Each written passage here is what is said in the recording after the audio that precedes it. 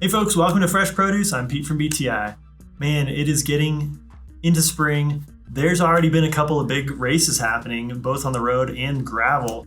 So today I want to take some time to talk and actually compare a bunch of the faster, more race-focused gravel tires in our catalog and talk about kind of some groupings and some differences. So by no means have I ridden all these. I'm not going to speak about, how comfortable they are to ride or anything like that. I think the consensus these days is kind of go as wide as your frame can fit in most cases, unless you're like, in a gravel race that's 70-80% on the pavement or tarmac. I think it makes a lot of sense to go wider. There's a lot of fast rolling wider tires out there, so you're going to get the benefits of the speedy tread with also the comfort of kind of that bigger casing and the protection that comes along with it. So let's just dive right into it. Tough to categorize, and there's just so many tires out there.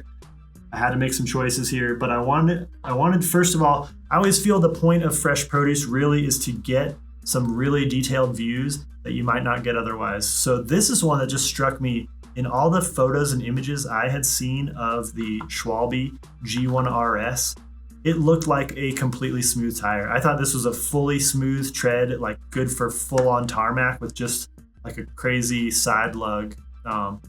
But when you get this in hand, you can feel that this is a directional tread all through the middle that's going to work super well on like really hard pack dirt roads, and also of course roll super fast on tarmac. But when you're rolling this way, it's like smooth. There's ramps to these tiny little knobs, and when you go backwards, either a braking direction or if you're really putting power down up a slippery climb, it's actually going to dig in and provide like surprising amount of traction.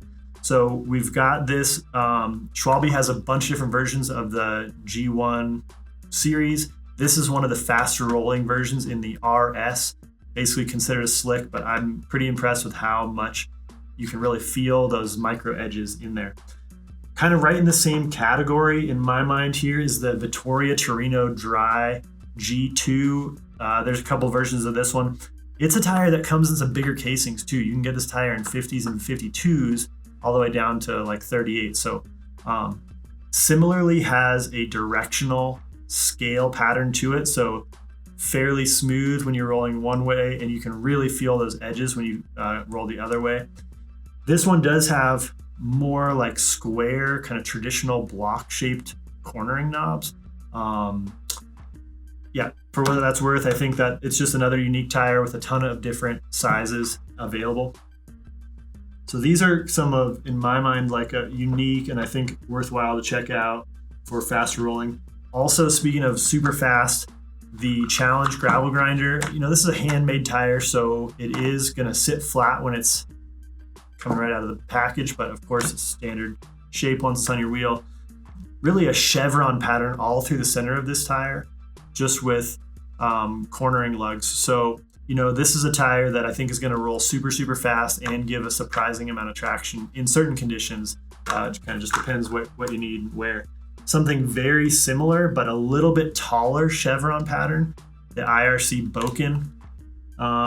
When we compare these tires, the cornering knobs are the big difference. These are more spaced on the Challenge tire, corner knobs, but they're longer. So I have ridden this a bit before, and it's kind of surprising how well those corner knobs provide stability and traction when you are starting to push the tire around corners.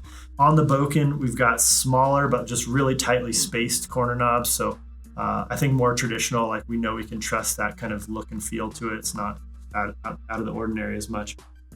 But both of these would be somewhat similar, fast rolling, kind of continuous chevron tread through the center. I think as we look at a lot of these tires, you can see some trends and patterns develop. So, that's why I want to just kind of highlight some similarities as we go through them. Something sort of similar, we covered this recently in a video. The Maxxis Reaver has a similar chevron pattern throughout, but right in the middle of this, it's broken up by sort of these very, very small, for lack of a better word, they're micro paddles. And then they do have some bigger, blockier corner knobs. This has already been raced to a bunch of wins, whether that's the pilot or the tire. I'll leave that to your call, but we know it's a super fast tire, and That's an important piece. So the Maxxis Reaver fits right in there. Now, when we're talking about gravel racing, you're never going to win with a flat or with a mechanical. So we've got a couple of tires here with still really fast rolling, but just a thicker, more blocky tread to offer more protection. Now, protection's built into a ton of these tires, and everyone makes the choice of what type of protection is the right for your needs and your race course. But something to point out here with the Donnelly EMP, stands for Emporia, Kansas, kind of with the heart, the home of original gravel racing. So this is a tire made for those true gravel roads there. A lot more rubber right in the rolling section, and so you're going to get some protection just directly from the rubber itself. Still very closely spaced, so fast rolling tire, but a lot of protection built in, and then some space, more space around the cornering knobs. I wanted to also bring in a brand new tire from Panaracer. Their Gravel Kings have been really well respected and a very popular gravel tire for a long time. Here is the brand new Gravel King X1. Definitely a big departure from the old Gravel King. It's still a pretty fast rolling tire with almost a continual center tread, but much more blocky, more space both in the transition and the corner knobs. So those old Gravel Kings had a big reputation for just flinging little stones up at you, and I think these are going to be much better in that regard. And they really reminded me of the Donnelly EMP in terms of a lot of tread right where you're rolling, and just overall thicker tread right in that area for durability and protection. Okay. Speaking of Gravel King, let's take just a moment to take a look at the Kenda Flintridge Pro. This sure looks like the more original Gravel King tire to me, but the knobs are just bigger. So maybe a little better traction, probably going to throw up some stones at you, but there is almost a full smooth center tread on this one. So it's still going to be super fast. I think it's an option that flies under the radar in terms of sort of semi-proven tread pattern, but just a little more rubber on the road.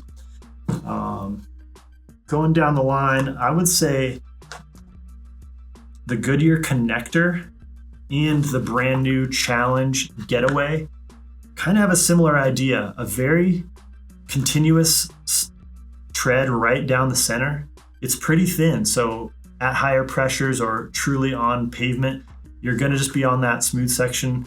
There are blocks and ridges built in, so you still get traction. And then right away in the transition zone, they kind of have a wider transition zone, I'd say, and a lot more space for traction once you're into the softer conditions. Both of these tires, I think, pretty well received for those that have ridden with them, and I think super good options for like varied terrain. If you are on some pavement, are on some moon dust type dirt roads and gravel mixed in, I think these are pretty cool. Okay. Sort of a similar idea. WTB has just a ton of gravel tires, and it was tough for me to pick one out, but I've grabbed here the Vulpine tire. I don't think this one's talked about too much, but it's pretty cool because it has a very narrow, almost continuous center tread, but it's still sort of paddle-like. So you're going to get a ton of traction for climbs, braking traction while rolling fast, and then transitional knobs all throughout.